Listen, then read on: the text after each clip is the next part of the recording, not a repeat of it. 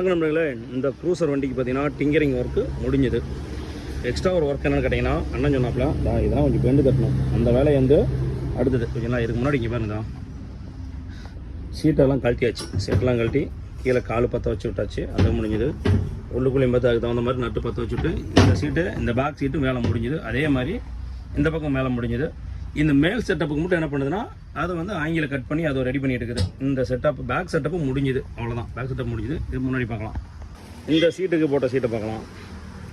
இதுக்கு பார்த்தீங்கன்னா நல்லா செம்மையாக அழகு போல் பார்த்தீங்கன்னா இந்த சீட்டு செட் ஆகிடுச்சு.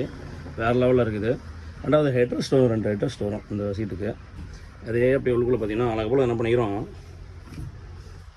இந்த செட்டப்லேயே வச்சு பற்ற வச்சாச்சு. ஆனால் கொஞ்சம் ஆல்ட்ரு வேலை தான். ஆல்ட்ரு வேலைனாவே கம்பல்சரி பார்த்தீங்கன்னா கொஞ்சம் நெளிவு சுழிவு தான், கொஞ்சம் ரிஸ்க்கு தான். அது ஒன்று சொல்லிடுறேன். ஆனால் வந்து கொஞ்சம் நாங்கள் ரிஸ்க் எடுத்து அந்த வேலையை கொஞ்சம் பண்ணிட்டோம். ஓகே, அழகு போல் நவுத்தி வச்சு வெல்டிங் பண்ணியாச்சு. இதுக்கு மேலே வந்து இந்த செட்டு முடிஞ்சுது, சென்டர் சீட்டு செட்டு முடிஞ்சுது. அதுக்கு அடுத்த ஒர்க்கு இதையும் காட்டுறேன். ஃப்ரண்ட் சீட்லேயும் ஒரு வேலை. இது டிரைவர் சீட்டு. இந்த டிரைவர் சீட்டு வேலை கிடையாது. டிரைவர் சீட்டில் ஃபோம் மட்டும் வேலை.